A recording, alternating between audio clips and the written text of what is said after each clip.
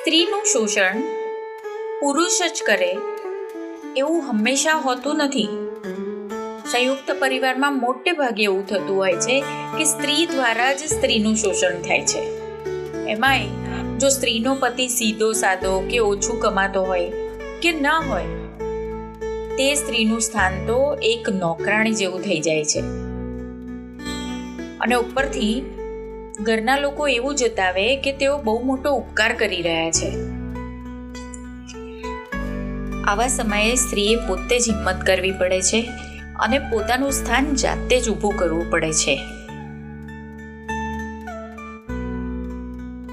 નમસ્તે, હું છું આશા અને આપ સાંભળી રહ્યા છો વાર્તા વિશ્વ. આજની વાર્તાનું શીર્ષક છે શાંતિ અને એના લેખિકા છે વર્ષા અડાલજા. તો આવો સાંભળીએ આજની વાર્તા.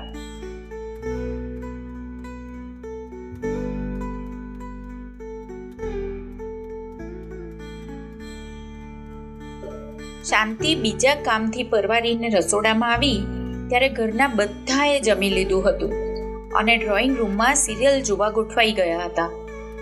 પગ ખૂબ દુખતા હતા અને આજે તો બપોરની ચા પણ મળી નહોતી. ચા પીવાની કોઈએ ના નહોતી પાડી. એમ તો કોઈ પણ વાતમાં કોઈ ના ક્યાં પાડતું હતું, પણ કોણ જાણે એવી જ વાત બનતી કે એનાથી ઘણું ન થઈ શકતું. આજની જ વાત. શાળા સમયની એક બહેનપણી સ્મિતા, એનો પતિ મૃત્યુ પામ્યો હતો એ તેને મૃત્યુ નોંધમાંથી ખબર પડી હતી. તેની પાસે જવા માટે મન ઉપર તળે થઈ ગયું હતું. વિચાર્યું હતું કે બપોરે જઈ આવીશ, પણ સવારે એ ઘરની બહાર નીકળી ન શકે એવો જાણે વણલખ્યો નિયમ થઈ ગયો હતો. સાસુએ હવે પૂજાપાઠનો સમય વધારી દીધો હતો. જેઠાણીએ એના ભાઈના ઘરે નાનો બિઝનેસ શરૂ કર્યો હતો. નણંદ કોમ્પ્યુટરના વર્ગ ભરતી હતી. પાછળ રહી હતી એક શાંતિ, સૌની જુદા જુદા સમયે જુદી જુદી સગવડો સાચવતી ઘરની ન છોરવી વિધવા વહુ. પ્રકાશ સાથેના લગ્ન પછી શાંતિએ મોટા સંયુક્ત કુટુંબમાં પગ મૂક્યો ત્યારે શાંતિ એના બાની શિખામણ મુજબ કુટુંબમાં સમાઈ ગઈ હતી. ગરીબ મા બાપની દીકરી. સાસુએ સામે ચાલીને માંગુ નાખેલું, કહેલું, અમારે પૈસાની કોઈ ચિંતા નથી. તમારી શાંતિ ઘરગથ્થુ અને નરમ છે. અમારા પ્રકાશે પણ જોઈ છે. બસ દૂધમાં સાકરની જેમ ભળી જાય એટલે બસ. બાએ લગ્ન વખતે શિખામણ ગાંઠે બંધાવી હતી, બેટા, માણસો સારા છે, સૌની થઈને રહેજે. એણે ઘરમાં પગ મૂક્યો અને સૌની થઈને રહેવાની બાએ આપેલી શિખામણને યાદ કરતી હતી. સાસુ, સસરા, જેઠ, નણંદ, જેઠાણી બધા સારા જ હતા. એ ગરીબ હતી ન એનું મહેણું કે ટોણું. પ્રકાશ ઘરથી દૂરની ફેક્ટરીમાં કામ કરતો. ભાખરી શાક લઈ એ વહેલો જતો એટલે શાંતિ સવારે વહેલી ઉઠી જતી. પતિનો ડબ્બો ભરવા સાથે રસોડાના બીજા કામો પણ ઉકેલી નાખતી. પ્રકાશ જતો ત્યાં ઘરના એક પછી એક ઉઠતા. એ તો રસોડામાં હોય જ એટલે ચા, દૂધ, નાસ્તો, બપોરની રસોઈ. અદ્રશ્ય હાથો એની પીઠ પર એક પછી એક વજનની ગઠરી મૂકતા ગયા. બાના શબ્દો સાંભળતા, સૌની થઈને રહેજે. સાસુ એના માટે સાડી લાવતા કે જેઠાણી ક્યારેક કહેતી, અમારી શાંતિ તો ઘરની ધરી છે, એના પર તો ઘર આખું ઘૂમે છે. અને શાંતિને પીઠ પરનો બોજ પીછા જેવો હલકો લાગતો. સસરા ખૂબ માંદા પડ્યા. બ્લડ પ્રેશરમાંથી પેરાલિસિસનો હુમલો થયો. ડાબુ અંગ ખોટું પડી ગયું. શાંતિએ દિલ દઈને ચાકરી કરી. સસરા એટલે પિતા જ ને. આમ પણ બધા પોતપોતાની રીતે એટલા વ્યસ્ત હતા અને શાંતિને બીજાને મદદ કરવી ગમે અને પછી કોઈકે તો બીમાર માણસની અને ઘરની સંભાળ લેવી પડે ને. આવી અનેક કહી અનકહી વાતોને લીધે ઘરના ભારની જેમ ચાકરીનો ભાર પણ શાંતિ પર આવી પડ્યો. મને ઠાર્યો એવી તું ઠરજે બેટા. શાંતિને માથે મૂકેલો હાથ નિશ્ચલ થઈ સરકી ગયો. સૌ સ્વજનો કહેતા, શાંતિ જેવી વહુ મેળવીને તમે ખરેખર ધન્ય થઈ ગયા. કેટલી કામડી અને મોંમાં જીભ જ ના મળે. બાપુજીના અસ્થિ પધરાવવા હરદ્વાર જવાનું નક્કી થયું. પ્રકાશે જરા બા પાસે અચકાતા વાત મૂકી જોઈ. એ અને શાંતિ જાય તો? આમ પણ શાંતિ લગ્ન કરીને ક્યાંય ગઈ નથી. આમ તો પ્રકાશની વાત સાચી છે એમ ઘરના સૌને લાગ્યું અને એમ જ કરવું જોઈએ. પણ પછી તને ફેક્ટરીમાંથી રજાની માથાકૂટ, બિચારી શાંતિએ જો ને કેવી દુબળી થઈ ગઈ છે, એને જ આરામની જરૂર છે. જેઠ જેઠાણીને ગંગા સ્નાનની જૂની બાધાએ બાકી છે. એમ કરો, શોક ઉતરે ત્યારે તમે 2 જણા નિરાંતે હિલ સ્ટેશન પર હવાફેર કરવા જજો. પતિ, નણંદ, સાસુ ઘરમાં રહ્યા અને બાકીના સૌ ગયા. ઘરમાં થોડી જગ્યા થઈ એમ સમજીને બહારગામ રહેતી નણંદ છોકરા છૈયા સાથે બાની પાસે રહેવા આવી ગઈ. બાપુજીની પાછળ ગીતા પાઠ અને બ્રાહ્મણ જમાડવાના હતા. અનાથ આશ્રમમાં મીઠાઈ વહેંચવાની હતી. બધું જ કામ શાંતિ પર આવ્યું. રાત્રે જ્યારે શાંતિ ખૂબ થાકી જતી ત્યારે પ્રકાશ મિલાયેલા મોંએ એના વાળમાં હાથ ફેરવતો. ક્યારેક વિવળતાથી પૂછતો, શાંતિ, તું નારાજ તો નથી ને? તને ખૂબ કામ રહે છે? અને શાંતિ વાલથી પતિને ગળે વળગી પડતી. હું શા માટે નારાજ થઉં? ઘર છે, કામ તો હોય જ ને. આપણો એ સંસાર ફળશે ફૂલશે ત્યારે કામ નહીં રહે? મોટા ભાઈ ભાભીને આવતા ધાર્યા કરતા વધુ વાર થઈ. હવે દુઃખદ પ્રસંગે ગયા છે એટલે હરવા ફરવામાં મન થોડું લાગે. પણ આટલી લાંબી મુસાફરી અને પવિત્ર તીર્થ ઝટ પાછું ન ફરાય તો એ શું?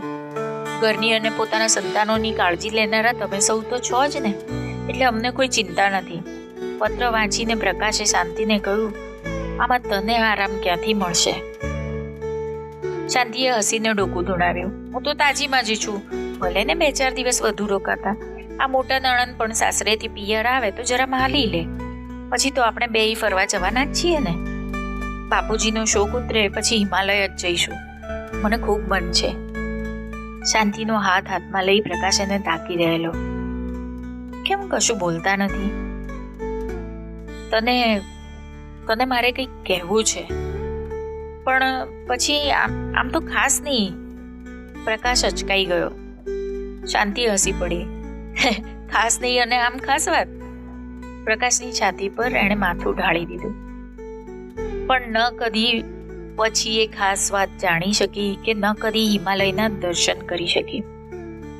ફેક્ટરીમાં થયેલા અકસ્માતમાં એક કામદારને બચાવવા જતા પ્રકાશ મૃત્યુ પામ્યો.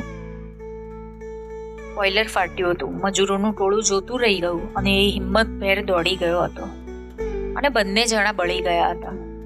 2 દિવસ જીવન અને મૃત્યુની સરહદ પર ધીમે ધીમે ચાલતા એ સામે પાર નીકળી ગયો હતો. અચાનક માથામાં વજનદાર પ્રહાર થાય અને તમ્મર આવીને બેભાન થઈ જાય એમ શાંતિ આઘાતથી સૂન-મૂન થઈ ગઈ હતી.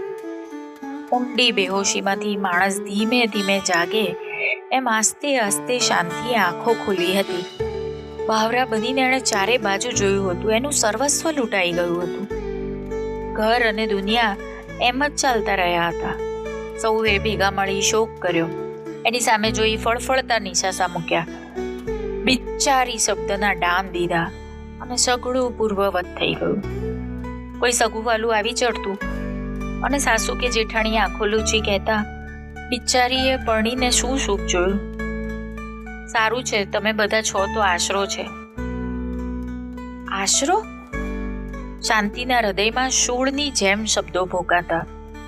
એટલે કે એ અસહાય છે અને આ લોકો એને આશ્રય આપીને એના પર ઉપકાર કર્યો છે?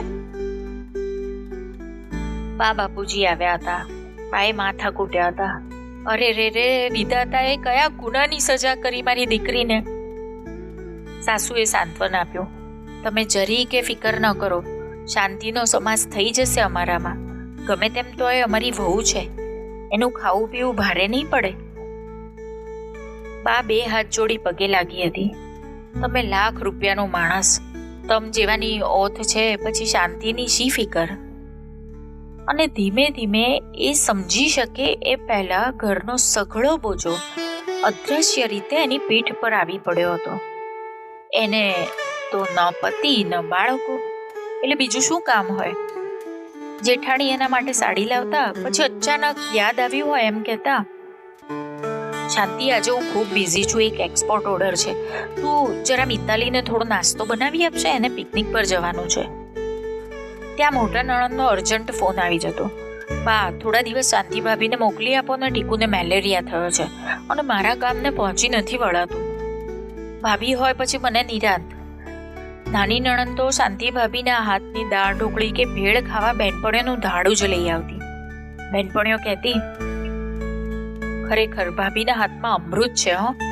નિશાએ તો કહ્યું ખરું, ભાભી આજકાલ તો ફૂડ બિઝનેસ જબરજસ્ત ચાલે છે, તમે કરો ને? Food business? એણે નવાઈ પામી પૂછ્યું હતું. લો ભાભી, એ ખબર નથી? કઈ દુનિયામાં વસો છો તમે? કેટલીય બહેનો ઘરે નાસ્તા બનાવી સપ્લાય કરે છે. મારા માસીને તો 1 મિનિટની ફુરસદ નથી. 3 મહારાજ રાખ્યા છે. એટલું કમાય છે કે પોતાની કમાણીમાંથી ફ્લેટ લઈ લીધો અને ગયા વર્ષે તો યુરોપની ટૂર કરી આવ્યા. શાંતિ ચકિત થઈ આ યુવતીઓની વાત સાંભળે છે. પોતે કઈ દુનિયામાં વસે છે? આંખો ખુલ્લી રાખી એ ઘરમાં ચોતરફ નજર ફેરવે છે. ના, આ પોતાની દુનિયા નથી. પોતે તો કોઈને ત્યાં આશરો લેતી બિચારી સ્ત્રી છે, જે ઢગલાબંધ કામ કરે છે છતાં આ ઘર એનું નથી, આ સ્વજન એના નથી, એની કોઈ કમાણી નથી. આજે જ સવારે સ્મિતાના પતિનું નામ મૃત્યુ નોંધમાં વાંચ્યું હતું. ત્યાં જવા મન ખૂબ તલપાપડ થઈ ગયું હતું, પણ પછી આ કામ ને પેલું કામ કરતા કરતા સાંજ ઢળી ગઈ અને ઘર બહાર નીકળી જ ન શકી.